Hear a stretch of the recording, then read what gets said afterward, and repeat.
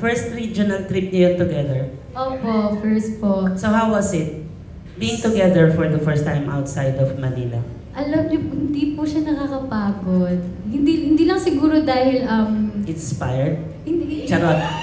siguro, yes po, kasali po yun kasi nakaka-inspire po talaga makita. Alam niyo po yun, kapag syempre po babiyahe kayo, tapos, yung biyahe po, yung araw po ng biyahe namin, yung last day po nun, parang, last taping day po namin before yung biyahe namin papunta ng Cebu. So, syempre nakakapagod po yun. Pero the moment na nakita po namin yung mga tao na sumisigaw po para sa amin, nawala po talaga yung pagod namin. Sila po talaga yung highlight nung Cebu at Iloilo trip namin.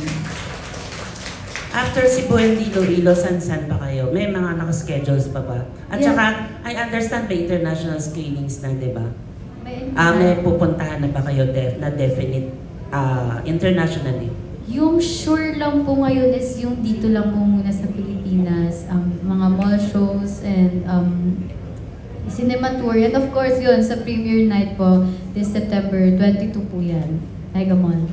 Okay. Thank you, Asha. Thank you. Thank you din po. Maraming salamat po. Yes, let's proceed with, from Manila Bulletin, Robert Regentina. Hello, magandang hapon. Hi Ash, congratulations. So, lumabas ngayon sa Manila Bulletin sa column ni Giselle Sanchez na napaka-generous pala ng fandom mo. Nag-cater sila sa shooting mo. Sobra po. Grabe. Kaya yung mga dinadalan ng pagkain. Every taping day po ata, iba-ibang fandom po yung pumupunta para hindi lang kami ni Andres yung pakainin, kundi buong prod po. Kaya sobrang thankful po namin sa kanila. And ang dinadala po nilang food, minsan lechon, tapos may ice cream. Steak, wala. Wag niyo po sila bigyan ng idea. Wag na. Gulay dalhin niya na. Gulay.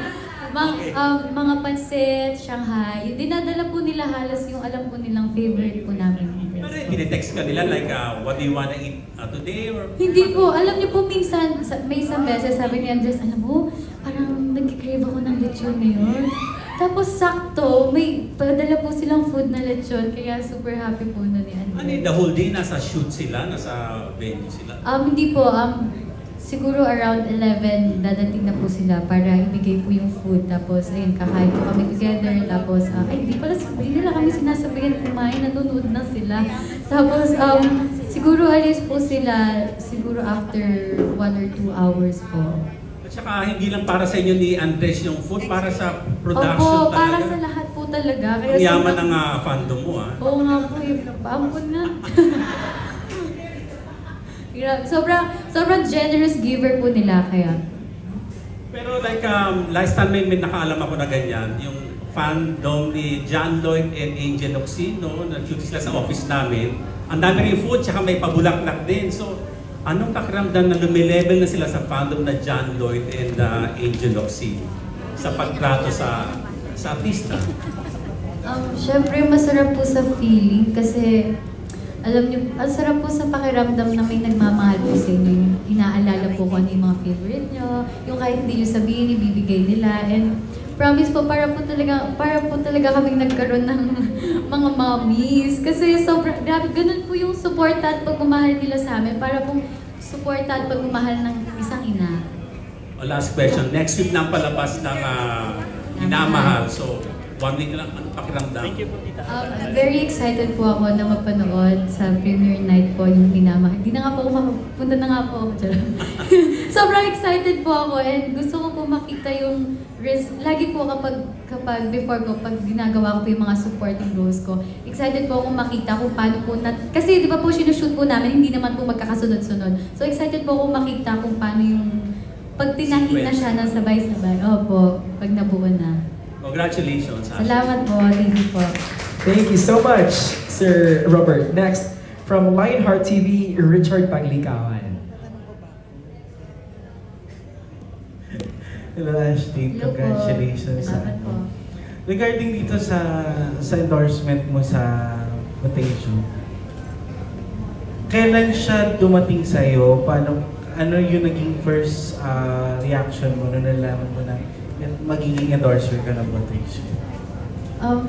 Hindi po ako sure sa date. Parang it's been a long, we're actually waiting for the schedule lang po talaga ni Ashton at that time because parang as early as May, we've already been tapping Ashton's and team. But because of the heavy schedule ni Ashton po, medyo nahirapan din kami na i-squeeze in.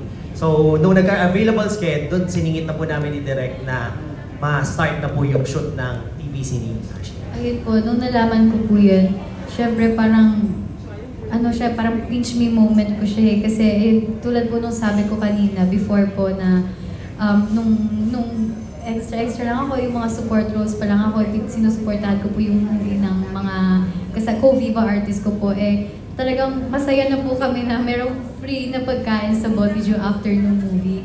Kaya ngayon po na in-endorse ko po siya, hindi rin po ako makapaniwala, sobrang thankful lang po talaga.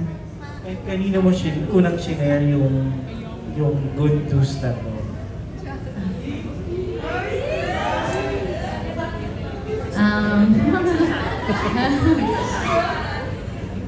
Good night po. Sa friends ko po. Yun po. Friends. Thank you po. And regarding dito sa Botiju, maliban dun sa parang commercial na pinakita, saan pa makikita si Ashton with Botiju? May mga iba pa bang for the promo? Actually po, this is a national campaign. So definitely not only in all the stores of Botiju, but definitely there will be billboards, there will be TVC commercials everywhere. So there's a lot that we have in store na pinlan din po ni Direk for Ashton, so that the execution will be both digital and on ground for Ashton and both Botiju and Lugud. Thank you and congratulations. Salamat po. I heard sa Times Square sa New York and then di ba tayo magkakaroon? Who knows when we open with international. There we go. Maraming salamat. So do we have any more friends for the press? Hi, Sir Erwin Agawa. What question do you have over there? Hello, Erwin Ogawa. Hello. Yes, okay. So, congratulations sa Botiju endorsement. So, curious lang ako. Kailan ka unang natutong mag-chopsticks? Uy, matagal na po. Since mahilig po ako sa mga noodles nga, feel ko po kapag nag-chopstick ako kapag kumakain ng noodles. Ayan. Siguro around high school. Yan. So, favorite mo na mag-use ng chopsticks? Yes. And second question, kinakaya mo po ba ang 2025? Kasi parang marami nangyayari. Core memories lahat, di ba? From January to December, di ba? Kinakaya pa ba? Kinakaya kasi lahat po ng natatanggap ko ngayon exciting siya for me. Kaya kahit nakakapagod masaya naman.